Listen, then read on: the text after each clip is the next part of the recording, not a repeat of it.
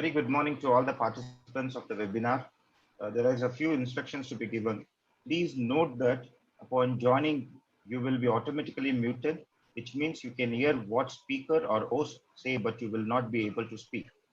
You would only get audio at 11 a.m. when the webinar starts. If you wish to ask any questions, please type in Q&A box, which will be visible on your screens. Requesting you to refrain writing hello, hi, good morning regarding certificates, etc. in the Q&A box. Request you to please keep it very professional and only ask questions related to the content of the webinar only. For best experience, use headphones. I wish once again good morning to all. Thank you, Bhargav sir. Good morning, participants. On behalf of ISBR Group of Institutions, with immense pleasure, I welcome you all to this workshop on Lessons from God in the Boardroom. ISBR Group of Institutions is one among the premier institutions in Bangalore, which exclusively focuses on quality education for the past 28 years. We at ISBR believe in knowledge sharing, continuous learning, and creating leaders for the future. Learning is a never-ending process, and even in this unexpected outbreak of a pandemic, we make sure to pass the light of learning to everyone. Let me now introduce our speaker of the day, Mr. Guru Prasad M., who also believes in continuous and consistent learning. Mr. Guru Prasad is the founding partner and heads the consulting team and indirect tax team at Guru and Jana Chartered Accountants. He believes in leadership, empowerment, and action as the key for a business to be successful. Having 20 years of rich experience, he specializes in business advisor services and heads the strategy and business development front of the firm. As an alumnus of IIM, he also holds a diploma in counseling. Mr. Guru Prasad has been a member of the Auditing Standard Board of ICAI and authored 7 technical guides on internal audit. He represents India subcontinent in the HLBI Global Tech Group. His works include The God in the Boardroom and The Banter Beyond the Buck. Today, he is here to discuss the effective strategies to be used in difficult situations by taking the insights from his own book, God in the Boardroom. Once again, I welcome you all. Now, I would like to hand over the session to Mr. Guru Prasad. Sir, please. Thank you.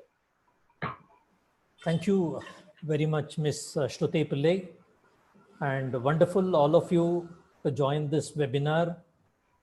All of us are indoors, and I'm sure even if the lockdown is lifted, we all will be safe and take care of ourselves. I don't think we have seen an epidemic of this nature which has crippled the entire world before, at least in our lifetimes. It has been bad to see the TV, but at the same time, there are so many fantastic things happening around here. A lot of innovations, a lot of webinars, a lot of way people are trying to work. I've been in the profession now for 30 years, and I could not fathom the idea that I could work from home. And when Mr. Lakshmi gave me this opportunity to speak to all of you and share a few of my thoughts, I thought I would be speaking to a lot of students, but when I see the chat box here, I see research scholars in Department of Education, University of Delhi, associate professors, and they're looking at assistant professors, and from Thuthukudi to Mangalore to Tirunelveli to Nagarkoil, some of my most beautifully loved places. I was under the impression it generally would be students, and I get people like Dr. Saroja Devi comes in as a doctorate and Parthiban comes in as a doctorate. Thank you very much for coming. And I'm sure what I would like to talk here in this few minutes I would have is punctuated with a lot of stories I have learned in the process of my profession in building Guru and Jana Chartered Accountants. Today, we possibly are the largest Indian chartered accountancy firm, possibly in the entire country. And those days were days where chartered accountancy firms used to be 20 people, 15 people, 1 partner, 2 partners, and life ends. And when I joined my Indian Institute of Management, the professor asked, what brings you to Indian Institute of Management? By that time, I was already a chartered accountant. I was already a company secretary. I was already a lawyer and a graduate too. So what brings you to the Indian Institute of Management? I told you are giving seats for everybody, but I'm not seeing too many chartered accountants here. Cannot we build large organizations?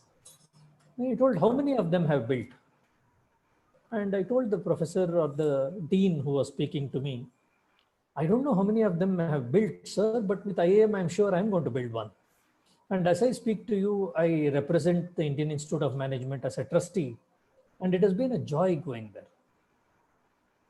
Before I start talking about God in the boardroom, why I wrote this book, what did I learn from this, I'd like to share a couple of small things with you, because there are a lot of students here and there are a lot of professors here too.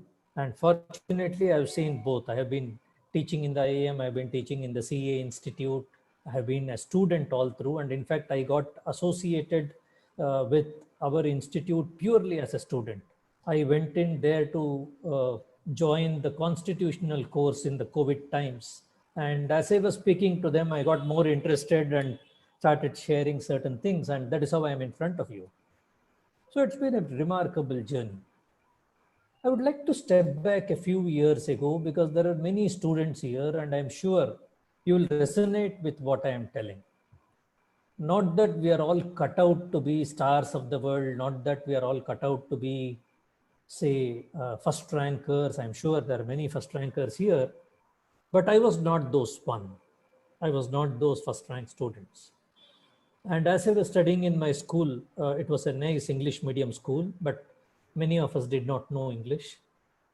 And we used to speak in the local language of Kannada, Telugu, or Tamil. And that's how life was. And I had the ignominy of coming as the 37th rank out of 38 students. The last student was 38 and I was 37. And today we both are very close friends. We have studied together for now 50 years. And he's also a successful chartered accountant. So as I was in my 37th rank, the principal told, if you're not going to get 20th rank in the next attempt, I'm going to throw you out of the school.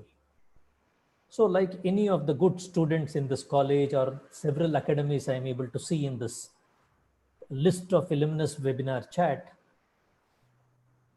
I thought, how do I get a 20th rank from 37th rank?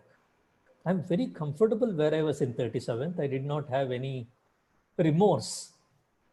I thought, let life take it as it comes. I'll tell you why I'm telling this so that I can link it to the God in the boardroom story. And there were 3 months for the exams. And none of us could imagine that a guy who was scoring 37, we used to have 360 marks to get the first class and 600 marks was the total. And never I had crossed 230. And if I had to be in the 20th, I had to be at around 380. How do I get this 140 marks extra? Mathematics was looking almost Greek and Latin to me, and English was looking like Sanskrit. And Sanskrit, I don't know God, what it was. So those were the times where there was hardly any help. There was not much available to us. And there were not coaching classes like these days. There were not so many books like these days. There were no internet also. So I wondered, okay, the easiest way to get an exam is I should do something wrong. Otherwise, I'm not going to do anything right. I'm not going to reach the 20th.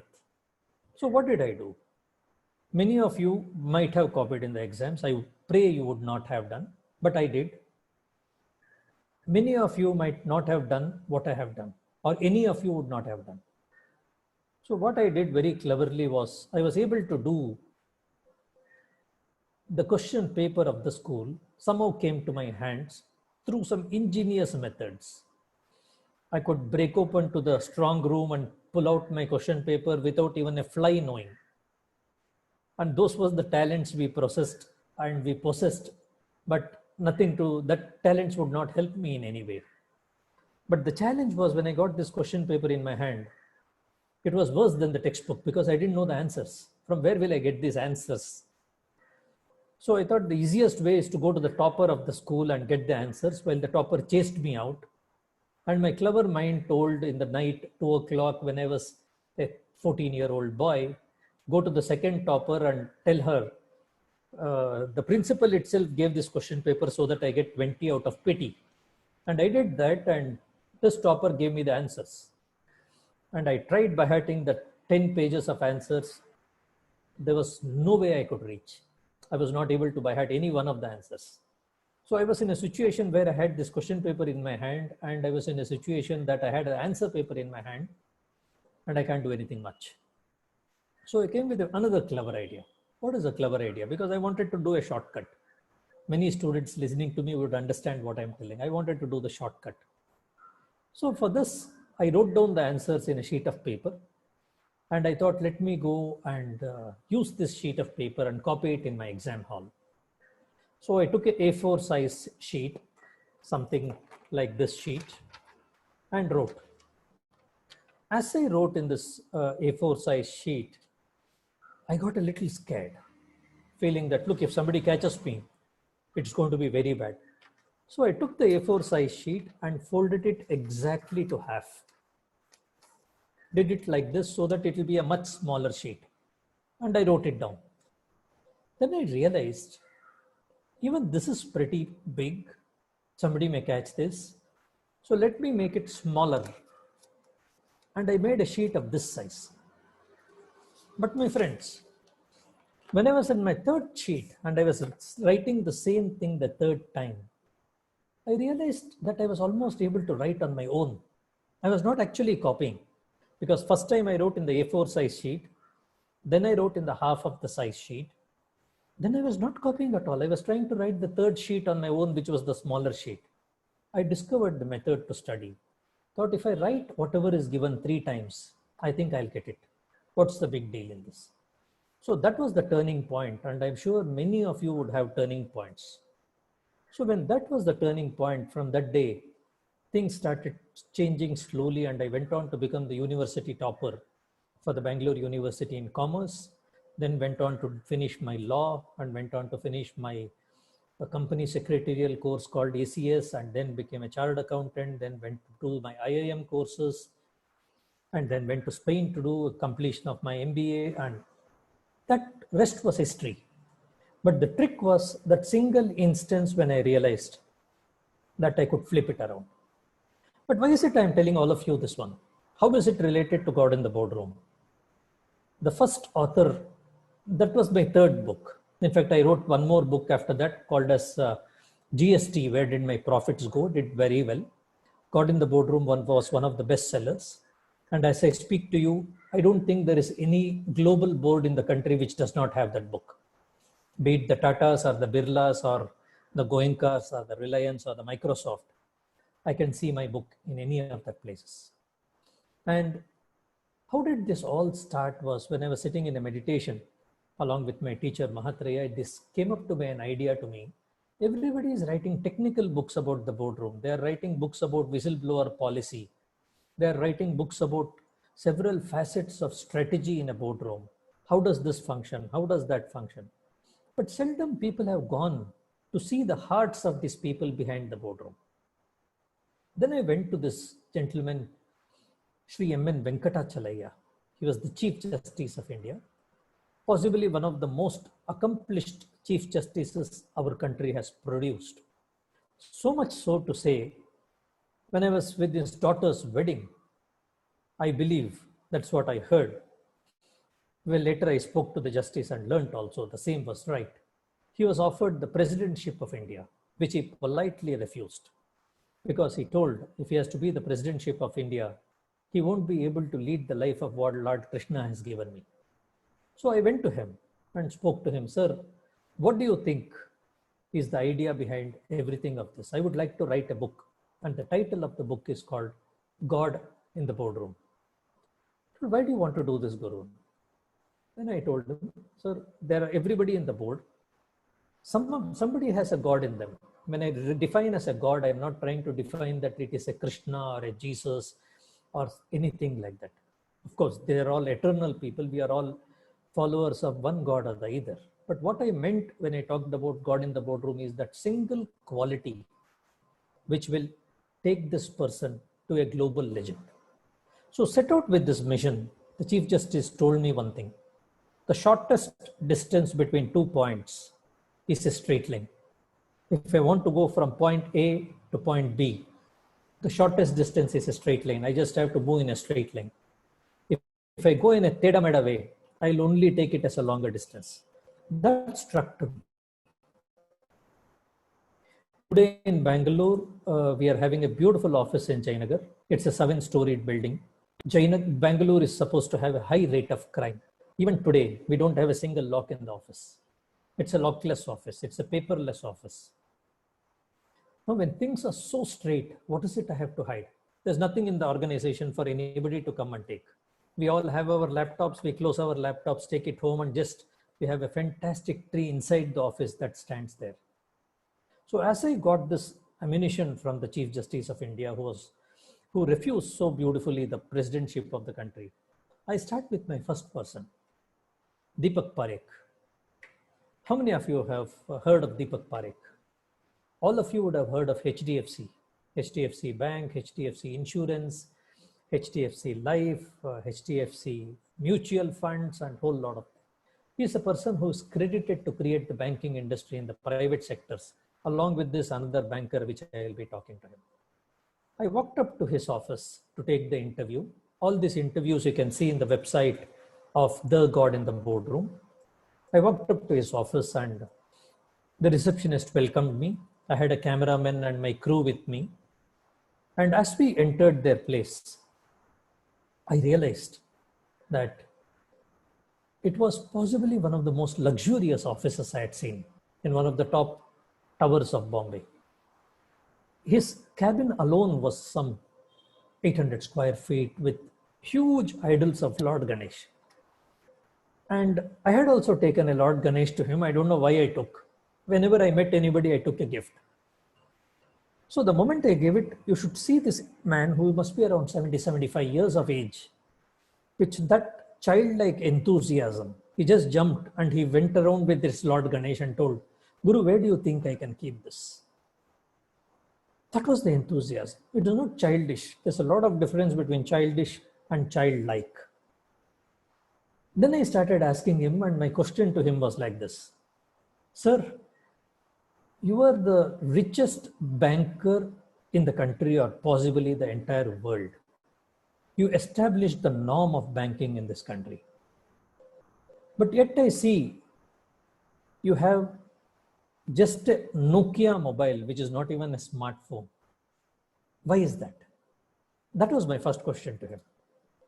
And the second, immediately he told a sentence which struck to me so much. Why is it we should take what we don't have? Why do I need what I don't need? Why do I need what I don't need? And he went on to tell, Guru, I have given loans to possibly millions of Indians to buy homes. And I don't have a home today. I still stay in the flat what my father gives. And I don't watch TV. Then I asked him immediately the next question. Sir, if you don't watch TV, what do you do to possibly spend your time when you have leisure? No, I just walk up to Sachin's house and talk to him. Or I walk up to Lata Didi's house and ask her to sing. I told, if you are getting company of Sachin or Lata Didi, Lata Mangeshkar, which TV can compete with that? Then I asked him the next question. Sir, you are telling you have only 2 suits and he was wearing a socks which was pretty old and a Nokia phone. And you're telling, why do I need what I don't need? But you have such an office, possibly the most plush offices I've ever seen. Why is that? Well, it's a financial sense to have an office like this, but it's not for me. It is for the Manmohan Singhs who come and visit me. It is for the Bill Clintons who come and visit me. When I'm seen as one of the large leaders of the banks in India. Now look at that statement. One single statement. Why do I need what I don't need? Could make everything for all of us. The second man. The other gentleman who created banking in India, Mr. Wagul. Obviously, I would request all of you to go and read this book. If you buy this book, it goes as a foundation. We have a foundation called Mahatreya Gurujana Foundation. The entire money goes in educating 230 children in education, moral science, mathematics, science, physical education and whole lot of stuff. This year we endeavor to educate 400 people with the faith that a driver's son should not be a driver. And as we speak this time, possibly in 2020, my driver's kid would be coming to the office as a chartered accountant. We have come a long way through. The second person, Mr. Vagul. I learned something called empathy. Mr. Vagul was the chairman and is the chairman of ICICI Bank. HDFC and ICICI banks are two of the largest banks in our country. And I wrote the book. It was fantastic to speak to Mr. Vagul. In that aura of Mr. Vagul, I forgot to take a photograph also with him. After I wrote the book, I contacted his secretary and told I would like to come and give the book to him. I could not get his appointment. I called up the fourth time and she told the chairman has got many meetings. I'm sorry, I don't think he will be able to meet him. I told fine. And I was in Chennai for something and I thought, okay, fair enough. If I'm not able to meet the chairman, even though I'm the author of the book, I'll just go and hand over the books to the secretary. He can read it. As I walked in, I got down of my car and I saw Mr. Vagul get into his car. And he could recognize me and I pushed to his car and went there to hand over the book to him. As he was getting into the car, sir, I thought I can give you this book. That's why I came. I sought your appointment. I couldn't get it. He immediately saw me and told, look, I'm going to a board meeting.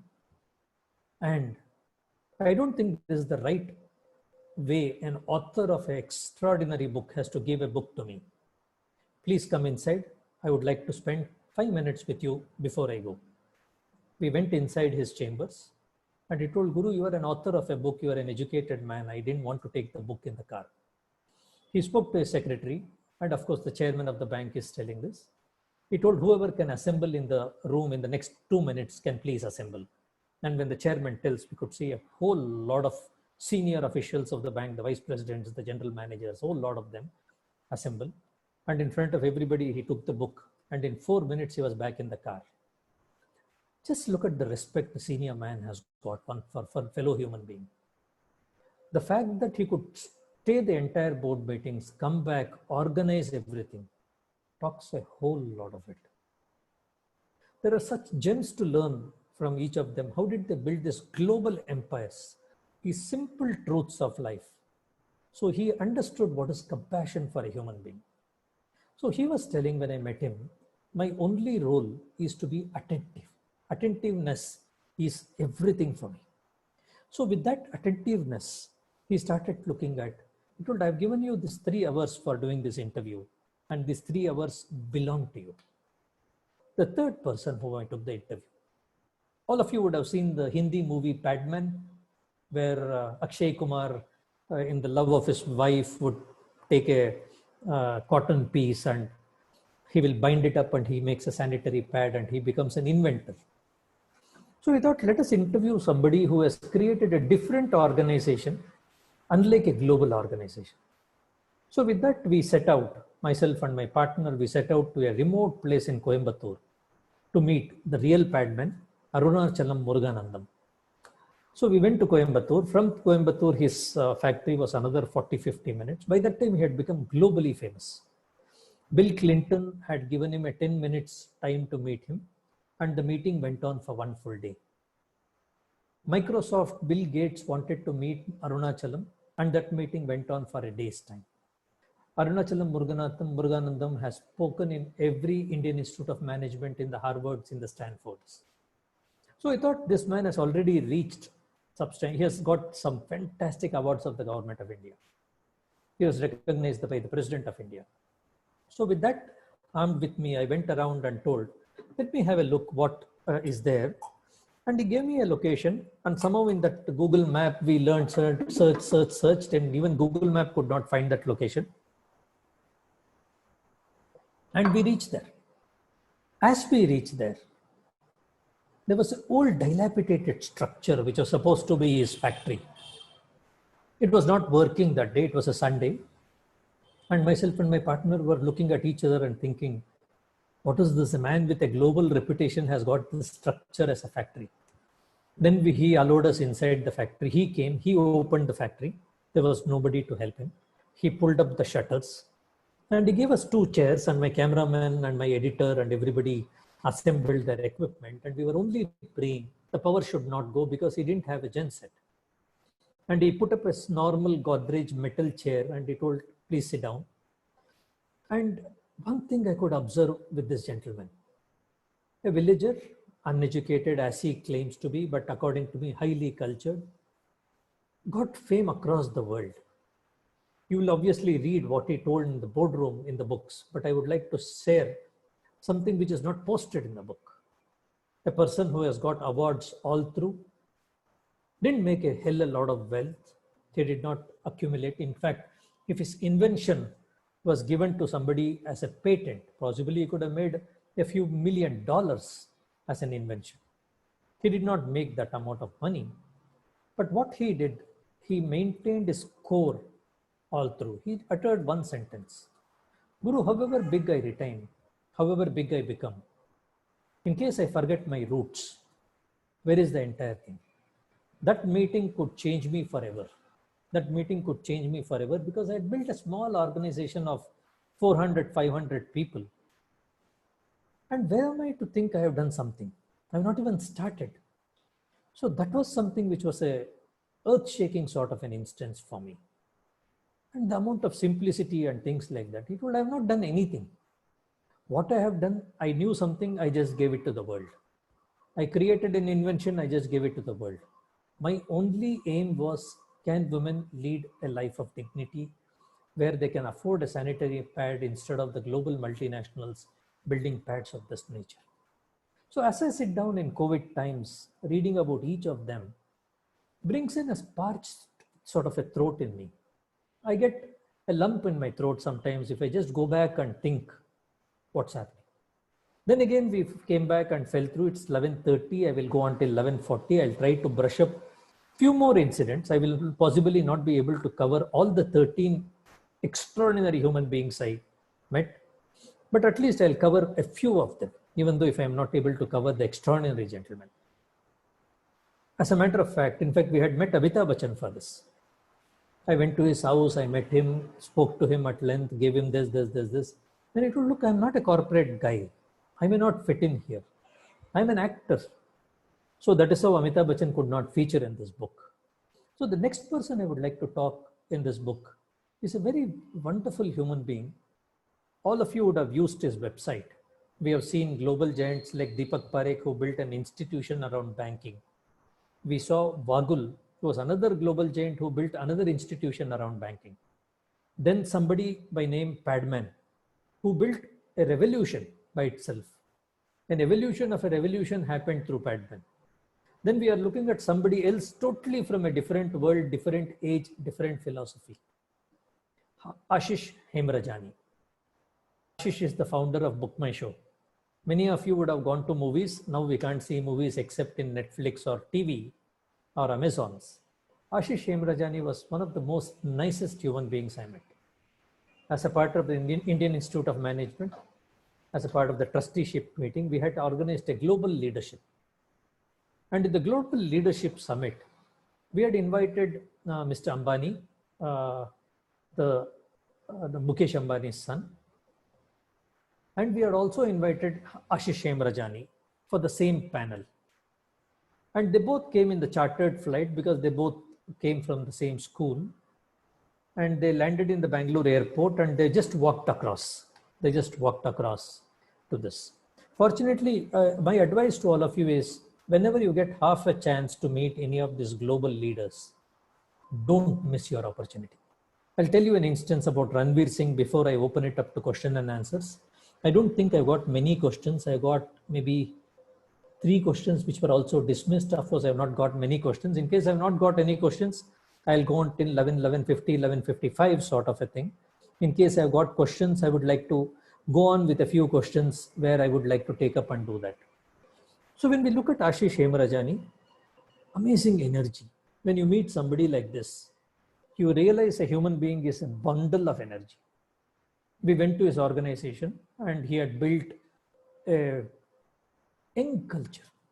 Everybody in jeans and extraordinarily modern outfit, unlike the suits of the HDFC or the ICICI Bank or the remote village of Coimbatore. Now I am in the heart of Bombay in a young world of young geeks, young advertising collaborators, young modern Indians, dressed up hep and dressed up to the core.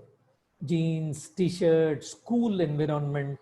And we were taken to a sort of a amphitheater, which has got a small stage and people have steps where they sit down in the steps. And as I expected that there is a lot of young culture in this, I was amazed when Ashish Hemrajani came and told me, just now we finished the classes of Vedanta. Coming in, I thought Ashish dressed in a sort of a tone jeans. I get quite unnerved when I see what is this tone jeans, where people pay $5,000 for a tone jeans. So I get pretty unnerved. And this gentleman comes and tells, I just finished a class for a Vedanta. And because of this Vedanta philosophy, I'm trying to spread it to all my things. The second question I came up and told, how did you get this idea of Book My Show? And his story is amazing for you to share. Some of you wanted a copy of the book, God in the Boardroom. Please visit our website, www.thegodintheboardroom.com, and place an order. We will send you the book and also an 80G receipt where you can claim a donation, because the entire cost of the book will go to the charity. So as I started speaking to Ashish, I also recollect that Indian Institute of Management event when he was coming with Mr. Ambani. And as soon as Mr. Ambani came, there was a huge security and the people recognize Ambani. Even though Ashish Hemrajani is a global figure, they may not recognize as much as an Ambani. So he entered the Taj and I was waiting for them to receive both of them. The press people were there. A whole lot of them thronged to Mr. Ambani. And I could see Ashish was there in the security and he just passed through. And if I was there in his position, I would got a little unnerved. Look, I am also a speaker. I have also developed an organization. Nobody is bothered about me. Everybody thronged to Mr. Ambani. But when I saw this gentleman, immediately I went to this gentleman and spoke to him. When I saw this gentleman, not even a single iota of disturbance in his mind, not a single negativity in his entire body. He was on to himself. He just picked up his bag, came to me, "Hi Guru, how are you?" And that charm could just grasp the entire audience. Just in an hour's time, he was sitting on the stage with everybody else. And the audience were glued to Ashish Hemrajani. So how did they create this empire? I told he was working in an organization which was an advertising agency. And I believe it was a cool thing for people to smoke in an advertising agency. Fortunately, today's youngsters don't think it is cool. It's in a way, it's pretty ugly today. Youngsters are much more better today. So this guy would step into the office and the only thing he gets is this stunk of cigarette smoke. And he could not take that.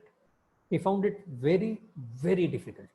So one day, he was a star in the office. One day he just pushed out his job. He went to his boss and told, "Sorry, I am not going to continue." Then the boss asked, "Do you have an alternative?" He told, "No, I don't have an alternative, but I'll look out for something. But I cannot stay here. The smoke is killing me. This environment is killing me." He told, "I thought you were a cool guy." I told, "Yeah, I am a cool guy. That doesn't mean I stay in this smoke and in this environment. Coolness is not being stupid." So he took a holiday and went to South Africa. And in South Africa, he was sleeping below a willow tree. And he just looked up the tree and he put on the local radio and he was reading a nice book. And in the local radio, he got a small advertisement. In an FM radio, he got a small advertisement. And the advertisement goes like this. The advertisement was telling, "We are selling tickets for a football match. Whoever wants tickets, please contact this number." He saw that advertisement. Many of us would have seen an advertisement and it doesn't even strike us. But it struck to this gentleman. He told, "There is a business model here. There is an amazing business model here." And this man just got up, cut short his entire journey, came back to Bombay, and he felt, if I have to take my parents to a movie theater, it's such a pain in India. You have to go one day before. There is an advance booking. Stand in a queue amongst black marketeers. You know, black ticket, 25 rupees, 50 rupees too, 50 rupees too, they keep going around, the black tickets. And then he has to stand in the queue, and whatever is thrown at him, he has to take. And many an instance, it is so bad that it becomes extremely difficult for people to get tickets, or they come back out. They just go back. And this man thought, why should people go back? If they want a ticket, let them call me. For a small fee, I'll deliver the ticket to their house. When he started this, the internet was not there. Look at the vision of an youngster. He must be 28, 29 years. As I speak to you today, I work with so many startups. When you look at an app called Dunzo, it's a startup. When you look at an app called Swiggy, it is a startup. When you look at an app called Big Basket, it is a startup. Fortunately, we work ID Fresh, PC Mustafa. He comes from Kerala, it's a startup. So fortunately, we render services to all of them. These youngsters have an innate capability to think amazingly well. Their thought process is so beautiful that they can think extraordinarily well. So what would happen in something on this nature is a new thinking would stem out of this thought process. So this gentleman, there was no internet. He created a call center and people call up and tell, I want a ticket. So he tied up with the theaters and he told, give me tickets, I'll buy it and I'll sell it to people. In case people don't buy it, it's my loss. So I started with a small call center of 4 people or 5 people. And today Book My Show is possibly the largest ticketing agency possibly in the world. If you take the Telugu film industry, I believe they make the maximum number of movies in the world even today. So Indians watch a lot of movies. So he spun it off. Now look at the entire thought processes. Sitting in a tree, the entire thing went off all together. So as I'm able to jump to the next guy, because I have another 10 minutes to take one more guy, I would like to tell this instance about Ranveer Singh. When I talk about God in the boardroom, I would advise each of you to look at a role model for you. You may find it in your friend, you may find it in your mother, you may find it in your father, or you may find it in your professor, or you may find it in your God. And possibly you may have 10 role models for 10 different things. You cannot have a single role model. You may have Ranveer Singh as a role model for health. You may have Abdul Kalam as a role model for something else. You may have your teacher or a Shruti Pillai here as a role model for communication. We don't know. You can pick up many role models. I'll answer a couple of questions which has been asked. But before that, I'll just tell the small instance of Ranveer Singh. And this Ranveer Singh, I had invited him in IIM and everybody told, why is this movie actor coming to IIM? What does he know?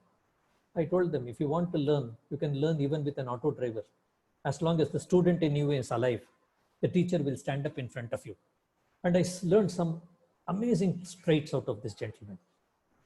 And as he finished his speech, it was a raving hit.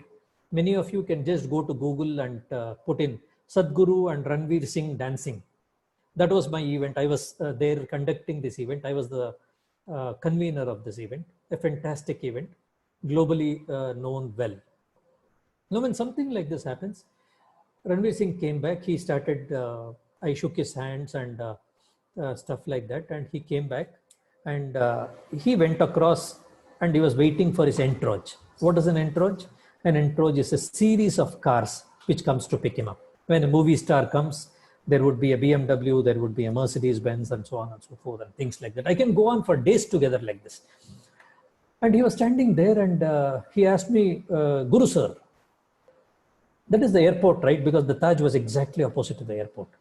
I told yes. He just picked up his suitcases and ran. The press could not even run there. And by the time I could go back in a round and go and touch him in the airport, he was already in the launch. That is the amazing thing. The similar thing which happened in Shah Rukh Khan when I had invited him for one of the events.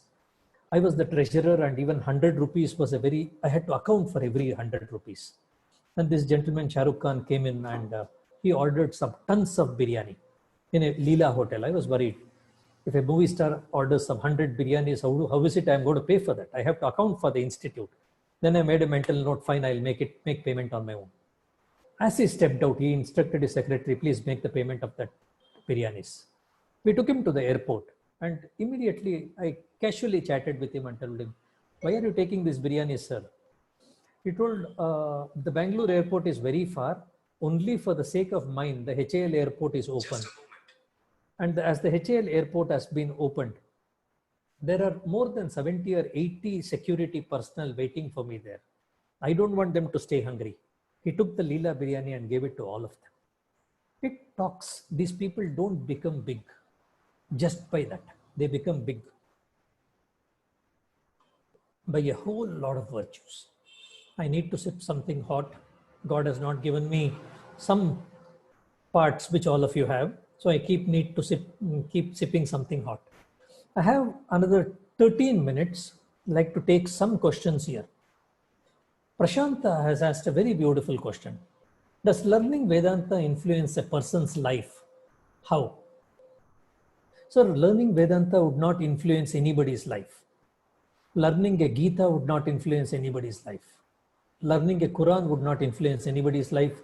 Learning a Bible does not do anybody's life. What is important, I feel, is it is not what you have. What you do with what you have is important. You may just see a single page WhatsApp, and that single page WhatsApp could contain the entire Gita of its own. As I told you, when I met Arunachalam Muruganandam, he told, why do I need all this? That one single sentence is my Gita. Everything was over. When I listened to my teacher for 1 hour, I don't think I need anything. And if I read a Vedanta or any of the scriptures in such a way that it is inside me, I'm not seeking a knowledge out of it.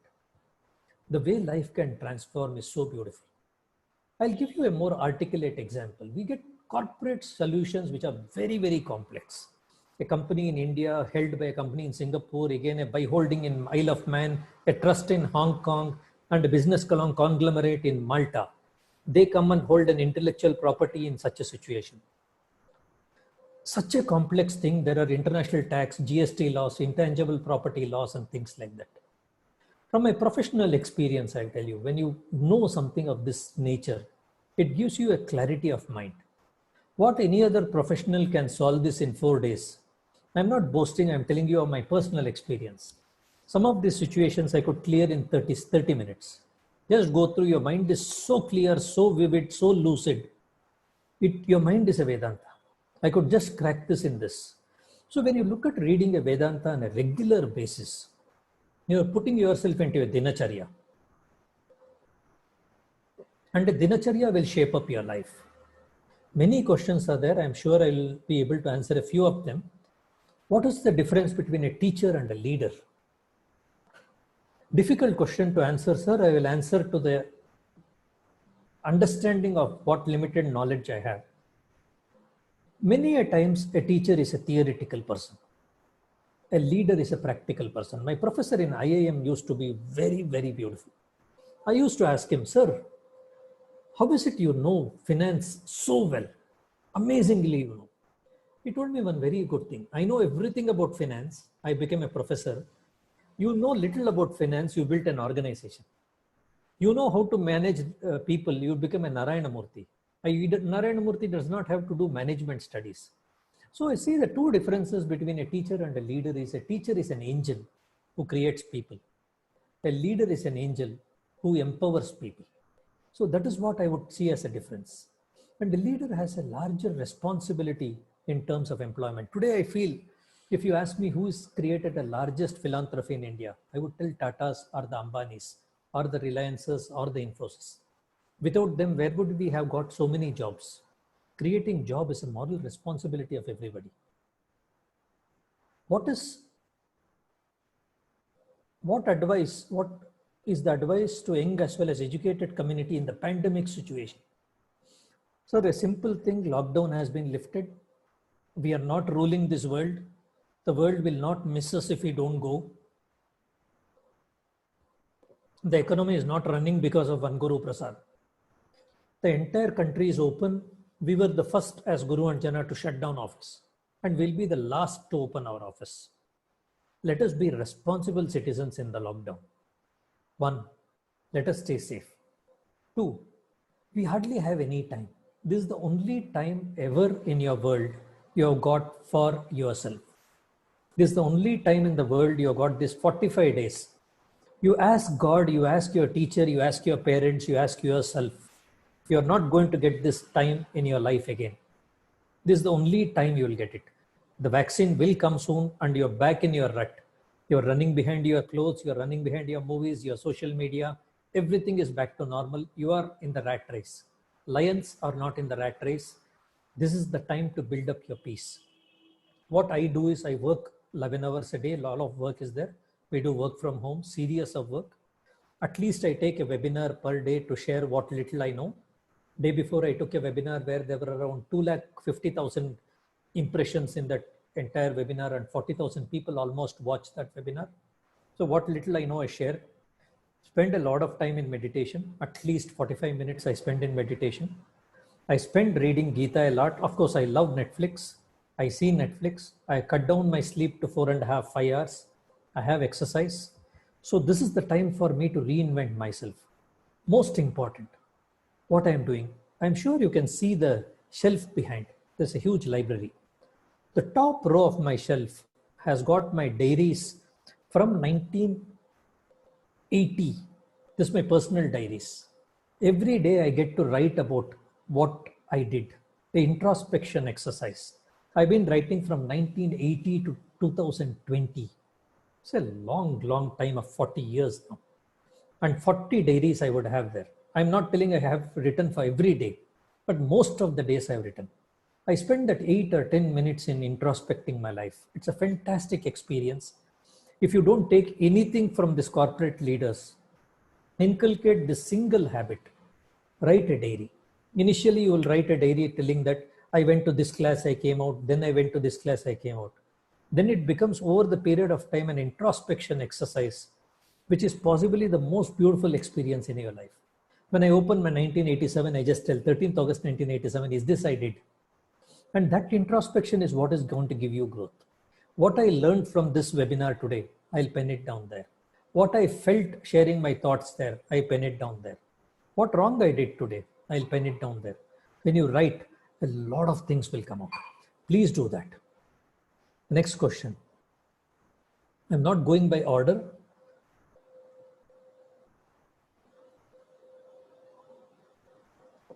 Already we are in 2020 generation. So our youth have to follow hard work or smart work to achieve the goal. So first and foremost, a goal has to be an enjoyable goal. If the goal is coming out of strain, that is not a goal at all. We have a goal of becoming the top 20 CA firms. The journey has to be more beautiful than the end. The picnic is enjoyable, no doubt, but the journey in the picnic is even more enjoyable than the picnic itself. When I did all my education, we freaked out in the college. We did social work, we organized matches, we were having a good time, we didn't have the stupid mobiles with us, we didn't have any social media distraction, we had freak out of a time. So the journey defines your destination. The more you enjoy your journey, if your journey is a pressure, even if you're an IIT Kharagpur, your destination may not be a great thing. So goals are only incidental. Make the journey so enjoyable.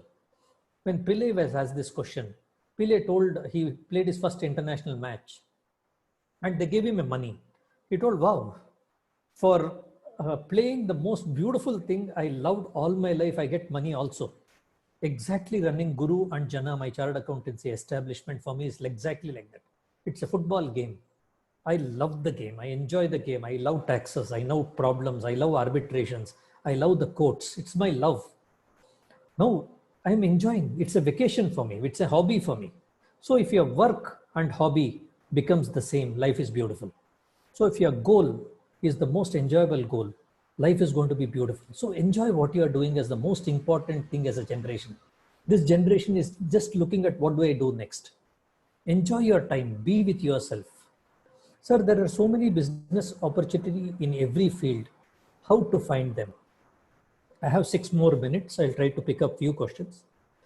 There is no bad business. There are only bad businessmen. You take the hotels, there are thousands of hotels. Some of them don't do well, some of them people wait in a queue to wait. So you think hotel industry is good? No, hotel industry is not good. That particular businessman is good. That particular hotel, we have a Brahmin's hotel in Bangalore. They sell a idli and a vada. Whenever a foreigner comes to my office, I make it a point, I go to Vidyarthi Bhavan or a Brahmin's hotel. Now, why is that hotel so different? Hotel is so different, but because that is a way of life for him. So when you're looking at business models, there are no business models which are successful. There are only businessmen which are successful. You can find an S bank fail miserably, but a HDFC bank does fantastically well because he's a businessman. You can find there are hundreds of chartered accountants, thousands of chartered accountants, they're struggling for business. Today in Guru and Jana, we choose business. We select 2 out of 10 clients. We choose business. Even in COVID times, we are submitting things. So when you're looking at business models, don't look at the most successful business model. Even a chai wala can make the best chai and make fantastic money out of it. Look at what is there in your heart. There are no good business models. Like Book My Show, 10 more people came. Like Reliance, 10 more people came. But the way you execute it is everything there. Who is one most inspiring leader or one interview that you would always remember of the interviews you did? So if you choose one among the 13, all the 13 changed my life. All the 13 changed my life totally, without a doubt. But I think I would go for that single interview with Jyoti Sagar, who was a lawyer by profession, a diminutive man of 4 feet 8 inches or 4.5 feet. Imagine a lawyer of 4.5 feet standing in the Supreme Court, built the largest law firm in the country. He had 100% equity when he started, and when he retired, he left with a 0%, and he does a philanthropic work. Of course, they all built global organizations, but I could resonate very well with Jay Sagar because I'm in the same profession. Finance, law, tax is all in the same profession. I would endeavor to build a firm like his. I want to build a firm like his. So even though I could get inspired by others, but if I have to follow the steps, he's one. Now that questions are pouring in like crazy. Do you think entrepreneurship ecosystem could be considered as a part of business development strategy or a business model?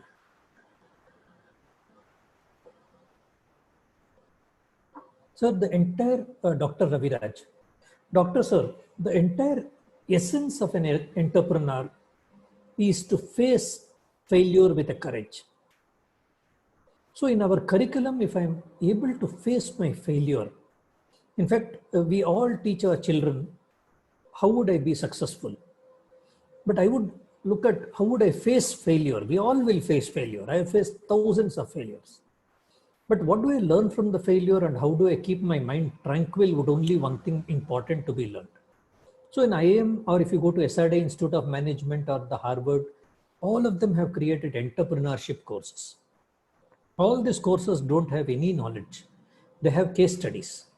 And most of the case studies are on the facts of strategies of business. Of course, there is a lot of learnings to be there, but there are many to learn from failures of life.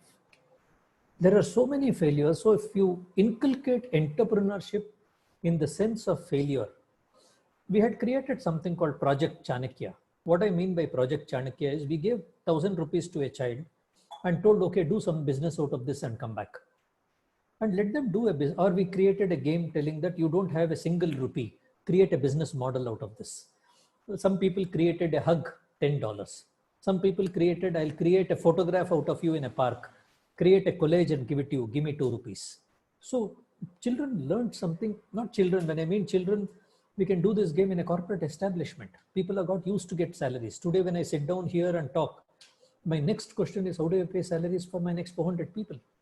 Because if I reduce 10,000 rupees of somebody who's earning 50,000 rupees, the choice for him is whether I should get milk or vegetables. I am not irresponsible. I have to be responsible for his life. So if you can get this courage in the form of failures in the course, I think we have done everything. In the entrepreneurship courses should be inculcated in any of your management, any of your law courses. Many of you are training for law. You lose cases. You lose cases every other day. That cannot get personal. How do we take it from there is what is everything. As I have 2 more minutes, they have many, many questions, and thank you so much for asking these questions. I'll endeavor to answer these questions in the form of emails, or I'll possibly record it and send it back to these people when I have time. As I told you, fortunately, I've got 14, 15 hours of waking hours every day. We all have to be energetic. We have to build a country which is proud of us. Let us not expect what the government does for us. The government is doing fabulous. I work in government departments. We go for tax hearings, we go for appeals tribunals. I've never seen times like this. But having said that, let us not look at what anybody will do for us. Let us see what can I do for my India. Do very well, and thank you for giving me this opportunity. And it was a pleasure speaking to all of you. Thank you. Shruti, would you like to take over, please? Mahesh, yes, sir. Yeah, Mr. Mahesh, you can tell. Yes, sir. Sir, like, You have to be louder, Mr. Mahesh. am I audible now, sir? Very louder. You can be a little more louder. Okay, how is it now, sir? Yeah, it's quite okay. Okay, thank you so much for this session, sir, because like what we personally feel is that certain emotions and expressions are best expressed personally than through a book or a message. So like we were very happy to have you in this webinar that we have had. ISBR has been conducting a lot of sessions in the recent past, and this is the fifth session that we have had in a series of sessions that we are having. So we are very happy to have been associated with you. I also thank our management who gave an opportunity to conduct this session, and all the participants. Thank you so much for being here. There were certain questions about the certificates which shall be shared very shortly. Need not worry about that. Within 3 working days, all the certificates will be mailed. So Guru Prasad, sir. Yes, please. Hello. Yes, please. I'm Yes, there. sir. Thank you so much. Thank you very much. I know Bye, how busy you will be. Like for you, each and every minute is very important. Thank you so much. Thank you very much. Good day, all of you. I would like to thank you. Yes, sir. Janki Raman, sir, thank you so much. And all our faculty members, Lakshmi Narayan, sir, principal, sir, and the management. Thank you so much. So we'll conclude the session here, sir. Thank you.